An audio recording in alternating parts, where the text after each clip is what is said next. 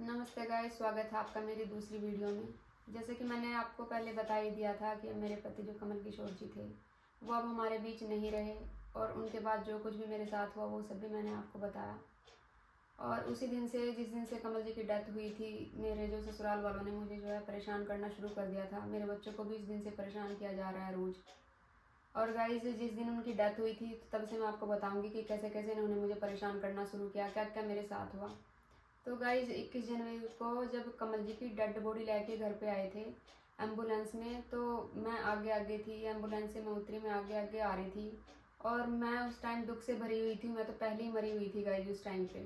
मुझे कुछ पता नहीं था, बहुत दुख में थी मैं उस टाइम पे। और जो मेरी पड़ोसन है एक, वो मुझे बाहर से पकड़ के लेके आई। वो मुझे ऐसे बाजू से पकड़ के लेके आ रही थी गाइज। और मेरे घर पे उस टाइम पे मेरी ननद थी, बड़ी वाली, छोटी वाली भी मेरी ननद थी, मेरी सास भी उस टाइम पे घर पे ही थी, और उनके बच्चे भी घर पे थे। और ये लोग नॉर्मल नहीं थे उस दिन बिल्कुल भी। ये सारे गुस्से से भरे हुए थे, बिल्कुल सारे टोटली गुस्से से भरे हुए थे, और इनकी आंखें भी उस टाइम पे बिल्कुल लाल हो रही थी। जिस टाइम मेरी पड़ोसन मुझे घर के बाहर तक लेके आई, तो मेरी जो बड़ी वाली ननद थी राकेश, इसकी फोटो भी मैं आपको दिखा देती हूँ गाइज। ये मेरी बड़ी वाली ननद है राकेश, इसका नाम राकेश है। ये गुस्से में उस दिन बहुत ज़्यादा थी, और इसकी आंखें बिल्कुल लाल हो रही थी, जबकि ये 5 साल से हमारे घर कभी भी नहीं आई थी। उस दिन पहली बार ये मेरे घर आई थी 5 साल के बाद। ये गुस्से से जब भरी हुई थी, इसने मुझे ऐसे पकड़ा कस के गाई। जो मेरी पड़ोसन थी उसका हाथ इसने ऐसे फेंका दूर से, और इसने मुझे कस के पकड़ा और ऐसे मुझे फर्श पे ला के इसने अंदर कमरे में पटक दिया। और मुझे बोला कि अब बताएंगे हम तुझे, कमल तो चला गया, अब हम तुझे बताएंगे, अपने सारे गुस्से तेरे से निकाल लेंगे अब हम। ऐसे ऐसे मेरे साथ हुआ उस दिन। और जो मेरी छोटी ननद थी जिसका नाम अनीता है, उसकी फोटो भी मैं आपको दिखाती हूँ गाइज।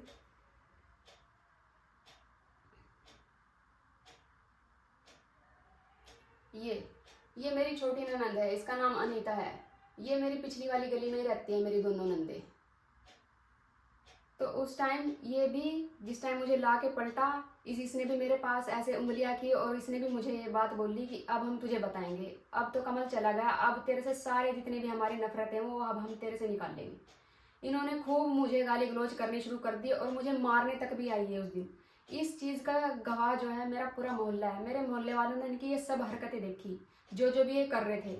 मुझे मारने आ रहे थे, बिल्कुल मुझे ऐसे सोच रहे थे कि इसको भी हम ख़त्म कर दें। ऐसी ऐसी हरकतें इन्होंने मेरे साथ की। मेरा मोहल्ला इस चीज़ का पूरा गवाह है, उन्होंने हर चीज़ देखी कि इन्होंने मेरे साथ उस दिन क्या क्या किया। मैं उनकी डेड बॉडी के ऊपर लेट लेट के रो रही थी। मैं दुख से भरी हुई थी उस टाइम पे, पर इन्हें किसी को मेरा दुख नज़र नहीं आया उस टाइम पे। शाम को ही कमल जी का संस्कार भी हो गया था, लगभग 5-6 बजे के करीब संस्कार हो गया उनका। जिस टाइम पे उनकी अर्थी जो है बाहर रखी हुई थी, तो मेरे भाई भी खड़े हुए थे, मेरे मायके वाले भी सब वहीं थे। तो मेरी जो बड़ी ननद है राकेश, मेरे भाइयों को भी इसने इतनी गाली दी, इतनी गाली दी कि मेरे भाई रोते रोते ही गली से बाहर निकल गए। ये इस टाइम पे इन्होंने लड़ाई का पूरा माहौल बना रखा था। ये नहीं मुझे पता था कि इन्होंने लड़ाई का इतना माहौल क्यों बना रखा। फिर मेरे पड़ोसी ने मेरे भाइयों को बोला कि भैया आप बाहर चले जाओ, ये तो तुम्हें भी मार देंगे, पता नहीं ये ऐसा क्यों कर रहे हैं तुम्हारे साथ, तुम्हें तो सबको मारने को ही फिर रहे हैं। उसके बाद जब संस्कार करके आ गए थे हम रात को, संस्कार के बाद रात को इनको किसी को मरने का, मेरे हस्बैंड के किसी को कोई दुख नहीं था। इन्होंने सबने लड्डू खाए सारी रात, सारी रात इन सबने लड्डू खाए। पूरी खुशी थी इन्हें, इस बात की खुशी थी कि कमल चला गया, अब हम इसके बच्चों को और इसे अच्छी तरह परेशान करेंगे जितना हमारे से करा जाएगा। अब हम अपनी चलाएंगे, इसके घर पे भी हमारा राज होगा, इसके बच्चों पे भी हमारा राज होगा, इस पे भी हमारा ही राज होगा। पूरी खुशियां मनाई उस दिन इन्होंने घर पे। इनके जो जवाई हैं उन्होंने भी दारू पी, और इनका जो भाई है दिनेश, उसने भी दारू पी, और पूरी सिगरेटें दारू पी इन्होंने डेली। जब तक भोग नहीं हुआ डेली का इनका यही काम रहा, और मुझे तंग पे तंग करने को लगे रहे। मेरी ननद जो राकेश है, जब संस्कार के बाद मुझे बोल रही, बता देसी घी कहाँ पे रखा है, हम देसी के घी के बिना रोटी नहीं खाते, हम तो देसी घी लगा लगा के खाएंगे। भाई मेरा घर वाला चला गया, मेरा घर बिल्कुल अंधेरे में डूब गया, मेरे घर की रौनक चली गई, और इन्हें देसी घी के साथ रोटियां खाने की पड़ी हुई हैं। मैं अपना मन चीर के किसे दिखाती गाइज। मैं उस टाइम पे कुछ नहीं कर सकती थी, क्योंकि मेरा बंदा चला गया था। इन्होंने पूरा जोर जमाया मेरे घर में, पूरी अपनी चलाई इन्होंने मेरे घर में, जितनी भी इनसे चल सकती थी। पूरा मुझे इन्होंने गुलाम बना लिया उस टाइम पे। ना किसी से बात करने दे रहे, ना कुछ करने दे रहे, कुछ भी नहीं करने दे रहे। और तो और इनके संस्कार के बाद जो भी मुझे मिलने आया, इन्होंने किसी से कोई बात नहीं करने दी। खुद के खुद ये यहाँ पे बैठे रहते थे कि मैं किसी से कोई बात ना बता दूँ। डेली का इनका ड्रामा हुआ।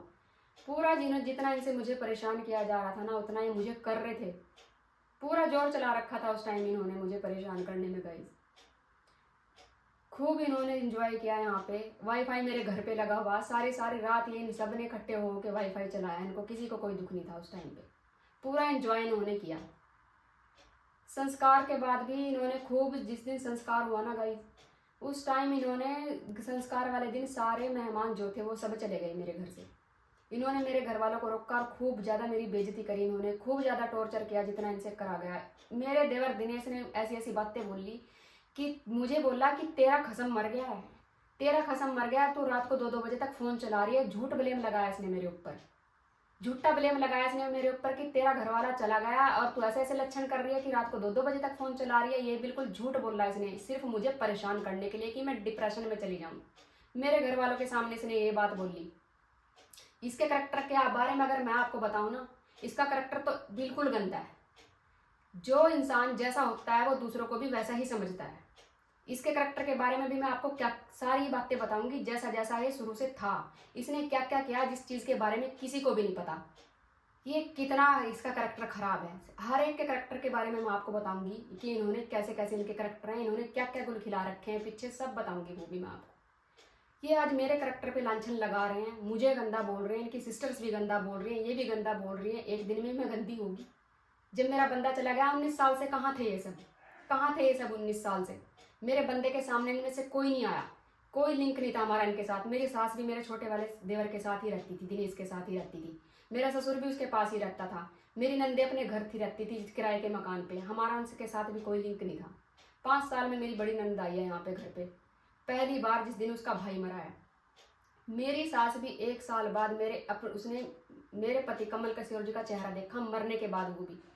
वो भी ये बात बोल के गई थी मेरे घर पे कि मैं अब तेरे घर पे कभी नहीं आऊँगी और तेरा मैं चेहरा तक नहीं देखूंगी। वो ऐसी माँ है कि उसने अपने मरे बेटे का ही मुंह देखा। 1 साल के बीच में उसने ना अपने बेटे को कभी फ़ोन करके पूछा कि तू कैसा है बेटा, कैसा नहीं है तू बेटा, ना अपने पोती पोतों को फ़ोन करके पूछा और ना ही उसने मुझे फ़ोन करके कभी पूछा। वो भी उसी दिन 1-1.5 साल में आई जब मेरे हस्बैंड की डेथ होगी। और लोगों के सामने ये शो कर रहे थे कि हम बहुत दुख से भरे हुए हैं। सिर्फ ये शो कर रहे थे, ऐसा कुछ नहीं था, बिल्कुल भी ऐसा कुछ नहीं था। जब मैंने एसएसपी के दफ्तर में अपनी दरखास्त डाली, उससे पहले मैंने थाने में दरखास्त डाली थी। जब इनका जवाई मुझे घर पे ही मारने के लिए आ गया था, माफ़ीनामा उसने वहाँ पे मांगा, उसके बावजूद भी इसकी हरकतें बाज नहीं आई और उसके बावजूद मैंने एसएसपी के दफ्तर में दरखास्त डाली। महिला ऑफिस में सारी बातें हुई वहाँ पे, इन्होंने वहाँ पे भी मेरे ऊपर ही झूठे ब्लेम लगाए, क्योंकि मैं इनके जैसी चुस्त चलाक नहीं हुई। सारा सेटिंग से चलते हैं, अपना सारा सोच समझ के चलते हैं कि हमें ऐसे ऐसे करना है अब इसके साथ आगे। मैं तो इस टाइम बिल्कुल अकेली हूँ यार, 4-4 5-5 जने इकट्ठे होके आते हैं, मैं सिर्फ अकेली जाती हूँ। मैं अकेली औरत क्या करूँ, मैं बच्चों को पालूँ कि घर संभालूँ। सुबह से शाम तक 1 महीना हो गई, मैंने भटिंडा के सारे कोर्ट कचहरी सारे थाने देख लिए हैं जिनका मुझे पता भी नहीं था। मजबूरी में मुझे वहाँ जाना पड़ा, मजबूरी में मुझे जाना पड़ा। कोई बहू ये नहीं चाहती कि मैं अपने ससुराल वाले के खिलाफ ये सब करूँ, पर मैं क्या करूँ, जब ससुराल वाले ही ऐसे हैं तो फिर मैं घर पे चुपचाप बैठी रहूँ? मैं भी तो जाऊंगी फिर वहाँ पे। अपनी सेफ्टी मुझे भी तो चाहिए, अपने बच्चों की सेफ्टी मुझे भी तो चाहिए, जो मुझे मारने तक की धमकी दे रही हैं बार बार। महिला थाने में भी इसने ये बात बोली कि मेरा भाई मर गया। जो गाइस, जब मैंने अपनी पहली वीडियो अपलोड करी इनके बारे में जब बताया, तो मेरा देवर वहाँ पे बोला इसने हमें सब सारे कहीं बदनाम कर दिया है और ये तो वीडियो बनाने को लग रही है। मेरे भाई को 1 महीना हो गए हुए, अब ये वीडियो बना रही है।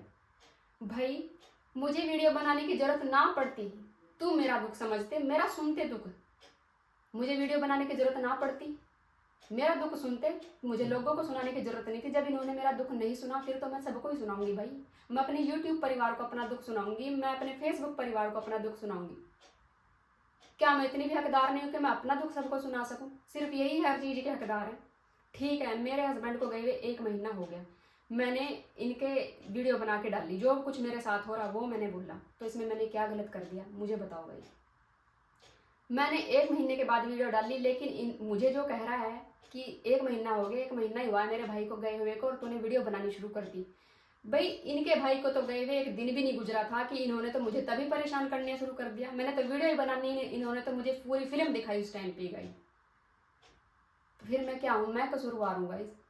मेरा दुख समझते, मेरे साथ खड़े होते तो मुझे ये दुख किसी को सुनाने की जरूरत ना पड़ती। आज जो मैंने किया, वीडियो जो इनकी बनाई, उस बात से इतने जेलिस थे, इतने जेलिस थे, बहुत ज़्यादा जेलिस थे जिस टाइम पे एसपी ऑफिस में आए वहाँ पे। और इसने सिर्फ एसपी ऑफिस में Aadhaar card, PAN card, vote card और एटीएम कार्ड दिया, जबकि ये सारे डॉक्यूमेंट से मुकर गया वहाँ पे भी। इसने हॉस्पिटल का मुझे अभी भी कोई डॉक्यूमेंट नहीं दिया, जबकि वो इतना बड़ा लिफाफा था, उसमें मेरे हस्बैंड के 2 माइंड के एक्सरे थे, एक उनका रीढ़ की हड्डी का एक्सरा था और दवाइयों की सारी पर्चियाँ, डिस्चार्ज सिटी, डिस्चार्ज समरी और दवाइयों की एक स्लिप उस लिफाफे में थी। ये शुरू से प्लानिंग से चल रहे थे बिल्कुल। इन्होंने शुरू से ही प्लान बना रखा था कि अब हमने से को बिल्कुल परेशान करना है, इसके पास हमने कोई भी कागज नहीं छोड़ना है और परेशान होती रहे अपने आप। उस चीज़ से वहाँ पे मुकर गया। 60,000 रुपये से भी ये वहाँ पे मुकर गया, जो 1,20,000 की हमारी गाड़ी बेची उससे भी ये मुकर गया वहाँ पे। और ये इतनी बड़ी लिस्ट बना के लेके आया हुआ था अपने हाथ से लिख के, 1.5 लाख रुपए की लिस्ट, 1.25 लाख रुपए की लिस्ट बना के लेके आया हुआ था खुद अपने हाथ से लिख के कि हमने भोग में इतना पैसा लगा दिया।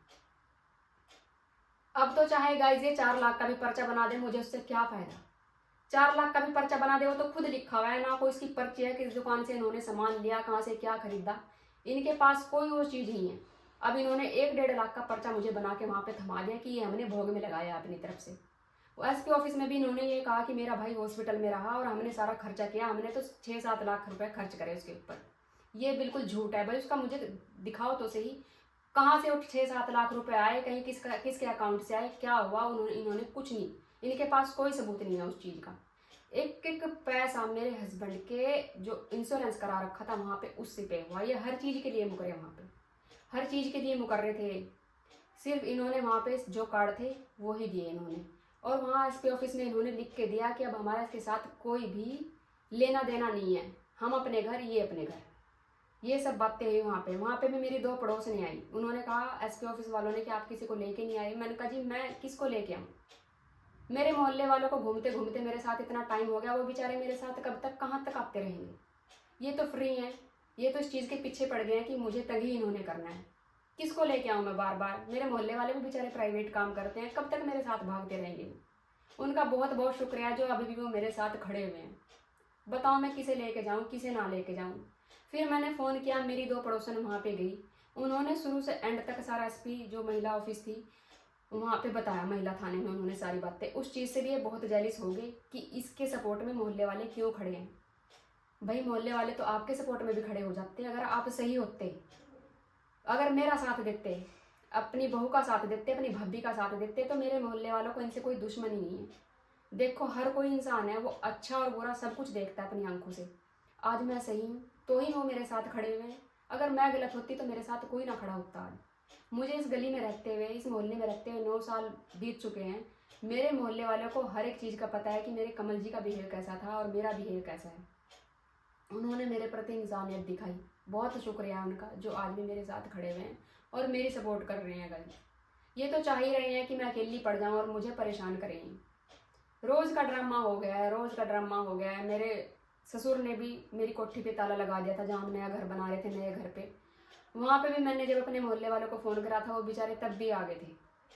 इतनी रोई मैं वहाँ पे भी, इतनी रोई मैं वहाँ पे भी, बहुत ज़्यादा मैं रोई। मुश्किल से मुझे इन्होंने घर की चाबियाँ दी, वहाँ पे भी इन्होंने थाने में लिख के दिया कि अब हम ऐसा नहीं करेंगे। उसके बाद भी नहीं बाज आ रहे भाई। गाइस मैं क्या करूँ बताओ मुझे, मैं तो जी बिल्कुल तंग हो गई इनसे। अब मैं क्या करूँ क्या ना करूँ, मुझे समझ में नहीं आता कि मैं क्या करूँ। अब जैसे ये खुद हैं वैसे ये दूसरों को समझते हैं, बिल्कुल परेशान करके रखा हुआ है गाइस इन्होंने मुझे। हमारा 2-3 साल से इनके साथ कोई लिंक नहीं था। जिस टाइम से हमने कोठी बनानी अपनी शुरू करी थी, अपना घर बनाना शुरू किया था, उसी टाइम से सारे जेलिस थे कि हम क्यों तरक्की कर रहे हैं, क्यों हम घर बना रहे हैं, क्यों ही हम आगे बढ़ रहे हैं। इन सब को इस चीज़ से जेलिस थी। ठीक है मैं मानती हूँ अगर कोई इंसान तरक्की करता है ना गाइस, उसके सामने उसके अगर तरक्की करने के पीछे उसका कड़ी मेहनत होती है। मेरे हस्बैंड थे, अगर वो अपना घर बना रहे थे उसके पीछे वो अपनी कड़ी मेहनत कर रहे थे। वो सुबह को 4-4 बजे उठते थे, सुबह को 3-3 बजे उठते थे। वो 5 वाली ट्रेन से जाते थे, कभी कभी वो 6 वाली ट्रेन से जाते थे। रात को 11-11 बजे वो घर वापस आते थे। कई बार ट्रेन लेट होती थी, कई बार वो 1-1 बजे भी घर पे आए हैं। इन्होंने सिर्फ तरक्की देखी हमारी कि हम तरक्की कर रहे हैं, हमारी तरक्की को देख के जले। लेकिन उस तरक्की के पीछे मेरे हस्बैंड ने अपनी रातों की नींद गंवाई है, अपना चैन गंवाया है, सब कुछ आराम अपना गंवाया उन्होंने, तब तरक्की करी है उन्होंने। अगर आज जो कुछ उनके पास है उसके पीछे उन्होंने कड़ी मेहनत कर रखी है। मेरे बंदे ने कितनी कड़ी मेहनत करी, जो हमारे पास है आज वो उनकी कड़ी मेहनत के पीछे ही है। उन्होंने रातों रातों की अपनी नींद गंवाई इस चीज़ के पीछे। अगर कोई घर वाला है, कोई पैसे वाला है, तो उसकी कड़ी मेहनत है, कोई ऐसे नहीं घर वाला और पैसे वाला बन जाता है। तो आप लोग भी समझदार हैं, आपको भी ये चीज़ें पता है। अगर गाइज आज हमारे पास सब कुछ है, तो मेरे बंदे ने उसके पीछे अपना चैन, आराम, अपनी नींद सब कुछ खोया है। ऐसे ही नहीं आज हमारे पास सब कुछ है, सब कुछ उन्होंने अपना चैन गंवाया इस चीज़ के पीछे। कड़ी मेहनत की है उन्होंने हमारे लिए, हमें अगर उन्होंने खुश रखा है तो उन्होंने कड़ी मेहनत की है। इन्हें इस बात की क्या जलन है कि वो हमें खुश रखते थे। हर बंदे की कोशिश होती है कि अपने परिवार को खुशी रखना चाहता है, अपने बच्चों को खुश रखना चाहता है। मेरे देवर ने क्या मेहनत की? कोई मेहनत नहीं की दिनेश ने, सब कुछ अब उसके माँ बाप का ही दिया उसके पास है। आज तक उस बंदे ने पंजी भी खर्च नहीं की कोई सामान लाने में। नवी कोठी में वो रह रहा है, एक फर्नीचर तक उससे नहीं बसाया गया आज में।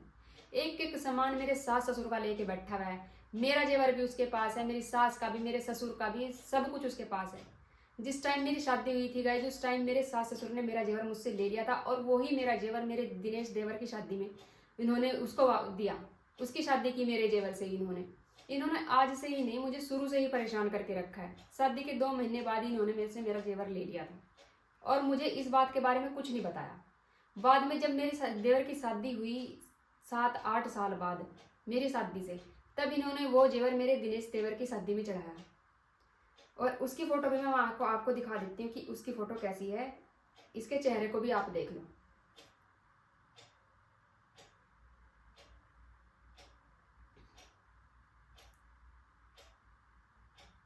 ये देखो, ये बीच में है दिनेश और साइड में मेरी सास रामकली, और ये है इधर मेरा ससुर मामराज। शुरू से ही इन्होंने सारी बातें हमसे छुपाई। जबकि 2 बेटे थे, ये हर बात दिनेश को ही बता के रखते थे। मेरे हस्बैंड के साथ इन्होंने शुरू से ही ऐसा व्यवहार करा जैसे कि वो पराए हैं। हमें किसी बात की कोई भनक लगने नहीं देते, क्या कर रहे हैं क्या नहीं कर रहे हैं। सारा काम हमसे छुप छुप के ही करते थे, सारा काम हमसे छुप छुप के ही करते थे। ऐसे ऐसे इन्होंने हमारे साथ बर्ताव करा है। जिस टाइम भोग वाले दिन, यानी कि 21 तारीख को जिस टाइम भोग था, 21 को नहीं 31 को भोग था कमल जी का, उस दिन फर्स्ट टाइम 18 साल बाद मेरे भाई, मेरी भाभियाँ और मेरी सिस्टर, मेरे जीजा फर्स्ट टाइम मेरे घर पे आए थे। वो भी जब, क्योंकि मेरे हस्बैंड की डेथ हो गई थी, इसलिए वो हमारे घर पे थे उस टाइम पे। और इन्होंने उनकी बेइज्जती करने में कोई कसर नहीं छोड़ी। ना रात को उन्हें खाना पूछा। जो मंदिर आपने जो शॉर्ट वीडियो में भी देखा है, जहाँ पे मेरा मंदिर है, बाहर बड़ी खिड़की बनी हुई है, उसके पास इन्होंने गद्दे लगा लिए। इनके जवाई भी, दिनेश भी और मेरा ससुर भी, इन्होंने बाहर रात को गद्दे लगा लिए और चारों गद्दे लगा के यहाँ पे लेट गए। और मेरी भाभी और मेरी सिस्टर अंदर रो रही थी। इतनी बेइज्जती इन्होंने की कि वो अंदर रो रही थी बैठी हुई। और ऊपर से मुझे, मेरी भाभीियों को इन्होंने बोला कि रोने आई हो तुम, रोने आई हो तुम, रोना ही आ रहा है तुम्हें, है मेरे भाई को इसने कर्जो कर्जी कर रखा है, और दो 2 लाख रुपए उतारो मेरे भाई का कर्जा। अगर मेरे घर वाला कर्जो कर्जी था तो तेरे से तो नहीं मांगने जा रहा था, तुमसे तो 1 रुपया नहीं मांगा उसने। वो खुद सब कुछ कर रहा था, खुद अपने बच्चों को पाल रहा था, तुम्हारे घर जाके नहीं मांगने जाता था वो, या तुमने उनकी कोई हेल्प कर दी हो जब तो तुम हकदार थे। अगर मेरा घर वाला कर्जो कर्जी था, खुद उतार रहा था ना वो, उसके बाद मैं उतारूंगी तो तुम्हें इस बात से क्या एतराज है? तुम्हारे से तो कोई मांगने आएगा तुम्हारे घर पे। सिर्फ तुम्हारी बातें बातें हैं और कुछ नहीं है। इनकी बातें बातें हैं अभी भी। आज कौन सी तारीख हो गई? आज शिवरात्रि है, आज 26 तारीख है। मेरे घर वाले को गए हुए 1 महीना 5 दिन हो गए हैं। मेरी बेटी की 11,000 रुपये अभी भी फीस बाकी है जानी, और अब मार्च की मिला के मेरे बच्चे की 18,000 रुपये स्कूल की फीस हो जाएगी, 15,000 रुपये और 6,000 रुपये ट्यूशन के हो जाएंगे। इन्होंने ये बात अभी भी किसी ने नहीं बोली। वैसे कहते हैं बच्चे हमारे, बच्चे हमारे। ये वही बच्चे हैं जिनके ऊपर तुमने हाथ उठाए हैं, सिर्फ दुनिया को दिखाने को बोल रहे हैं कि बच्चे हमारे। मेरे बच्चों ने थप्पड़ खाए, जिनको अपने बच्चे बोल रहे हैं, सिर्फ लोगों के सामने कहते हैं कि बच्चे मेरे। तुम्हें इतना फिक्र है ना, तो क्यों नहीं फीस दी मेरे बच्चों की अभी तक? क्यों नहीं मुझे एक बारी भी पूछा कि मेरे घर में राशन है कि नहीं है? अभी भी सिर्फ मुझे परेशान कर रहे हैं। 1 महीने के अंदर अंदर मैंने घर से पैर नहीं निकाला आज तक, जहाँ इन्होंने मुझे भटिंडा के सारे कोर्ट कचहरी थाने हर चीज़ दिखा दी। एक एक चीज़ अब मुझे पता है कि कौन सी चीज़ कहाँ है, महिला थाना कहाँ है, एसपी ऑफिस कहाँ है, एसएसपी ऑफिस कहाँ है, कोर्ट कचहरी कहाँ है, ये सब मुझे इन्होंने दिखा दिया। अभी भी इन्हें शर्म नहीं आ रही। जिस दिन से मेरी कोठी बननी शुरू हुई थी, ये सब जलिस थे, सब टोटली जलिस थे। जिस दिन मेरे घर का नींव पत्थर रखा गया, हमने घर बनाना शुरू करा, मेरे हस्बैंड ने सबको फ़ोन करा कि सुबह मेरे घर का मुहूर्त है, मैं मकान बनाना शुरू कर रहा हूँ, आपको सबको आना है। ये कोई नहीं आए। सुबह भी हमने फ़ोन करा, वहाँ पंडित भी पहुँच गया, कोई नहीं आए, कोई नहीं आए वहाँ पे। और जिस टाइम पूजा खत्म हुई तब मेरी सास पहुँची वहाँ, जब पूजा का काम पूरा हो गया था, फिर हमने अपनी सास को एक मिठाई का डिब्बा और उसके ऊपर पैसे हमने रख के दिए। हमने अपना फर्ज पूरा किया जो हमारा बनता था। उसके बाद वो चली गई। जैसे जैसे हमारा मकान बनना शुरू हुआ, मकान बन गया, जब ये सारी चिनाई का काम जब शुरू हुआ, तब मेरी सास ने वहाँ आना शुरू करा छुप के। मेरी सास और मेरी देवरानी, उसकी फोटो भी मैं आपको दिखाती हूँ।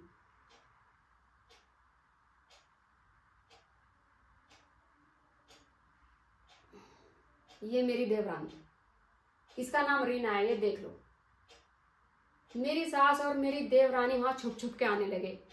मुझे वहाँ मोहल्ले वालों ने बताया, मोहल्ला वाला इस चीज़ का गवाह है। जब मैं एक दिन वहाँ गई तो मोहल्ले वाली औरतें वहाँ बैठी हुई थी, उन्होंने मुझे बुलाया और जब मैं उनके पास गई तो उन्होंने मुझे बताया कि अंजू आज 2 औरतें यहाँ पे आई थी।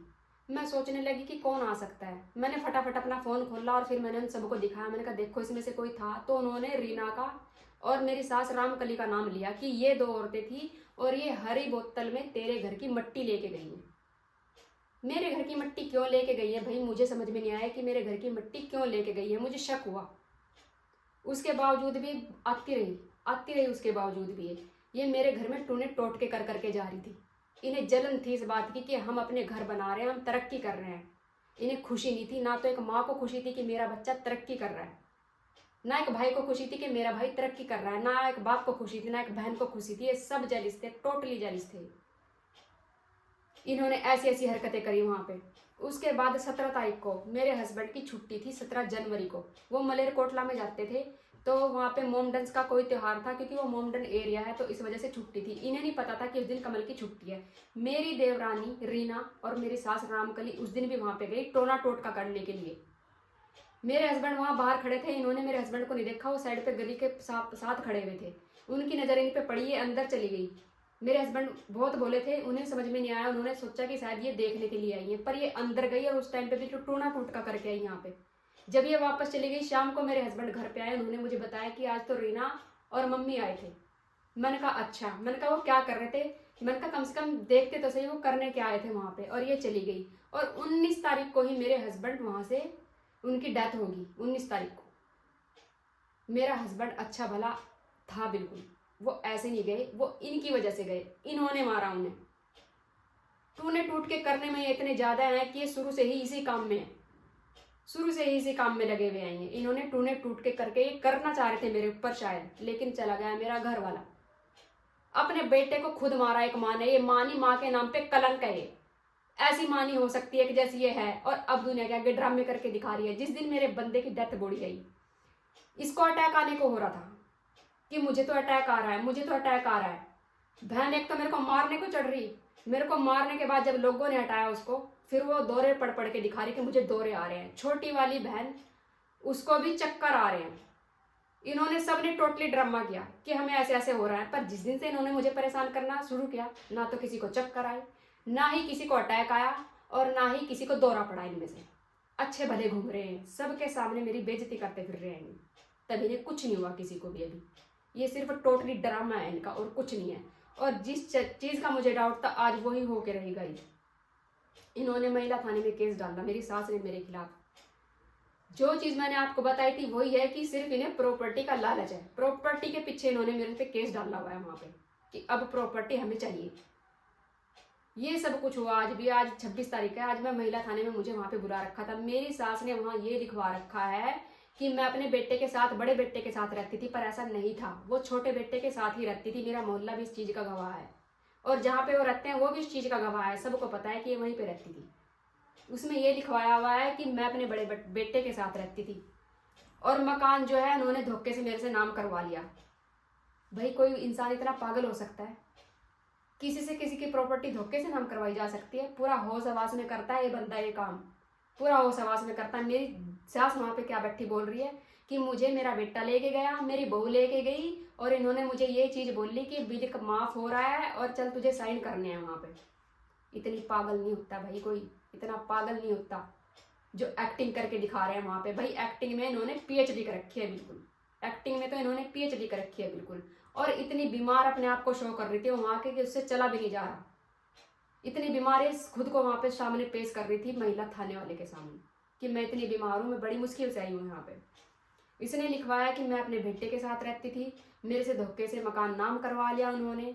अब मेरे घर वाले के नाम पे है ये मकान, और जिस टाइम मेरे बच्चे की डेथ हुई, मेरा बेटा अब चला गया है, और जिस दिन भोग था मुझे मेरी बहू ने धक्के दे के घर से बाहर निकाल दिया, और जितने मेहमान आए हुए थे उन सबके सामने मुझे मेरी बेइज्जती करी मेरी बहू ने। अंजू ने मेरी बेइज्जती करी, ऐसा इसने वहां पे लिखवाया हुआ है। और मुझे मेरी प्रॉपर्टी वापस चाहिए। एक माँ अपने बच्चे के मरने के बाद ये ड्रामे कर रही है, इनको कोई सदमा नहीं है। माँ मेरी भी मरी थी, मेरा एक बड़ा भाई था, मेरे बड़े भाई की डेथ 2020 में हुई। मेरी माँ मेरे भाई के जाने के बाद 1 महीना भी ठीक नहीं रही, और मेरी माँ 1 महीने के अंदर अंदर चली गई मेरे भाई के सदमे में। ये होता है बेटे का सदमा। और ये तो अच्छे भले घूम रहे, इसको प्रॉपर्टी की पड़ी है, इसको प्रॉपर्टी की पड़ी है बेटे के जाने के बाद। पहले क्यों नहीं आए भाई? ये चीज अभी क्यों सूझी के मेरे से धोखे से नाम करवा ली? पहले क्यों नहीं आए? अभी सूझ रही है सारी चीजें मेरे बच्चों को परेशान करने को, मुझे परेशान करने को। क्या करूं मैं गाइस, कहाँ जाऊं? बताओ मुझे अपने बच्चों को लेके। मेरे बच्चों के एग्जाम चल रहे हैं, मैं उनको कुछ बता नहीं पा रही हूँ, ना मैं उनके सामने रो सकती हूँ, मैं कुछ नहीं कर सकती। भाई मैं कहाँ जाऊँ? मेरी समस्या का समाधान करो प्लीज, रिक्वेस्ट है मेरी आपसे। और मैं अपनी आने वाली वीडियो में भी आपको इनके करेक्टर के बारे में बताऊंगी कि जो मेरे ऊपर लक्षण लगा रहे, एक एक बंदे का करेक्टर सामने लेके आऊंगी मैं आपके, कि ये खुद कितने दूध के धुले हुए हैं।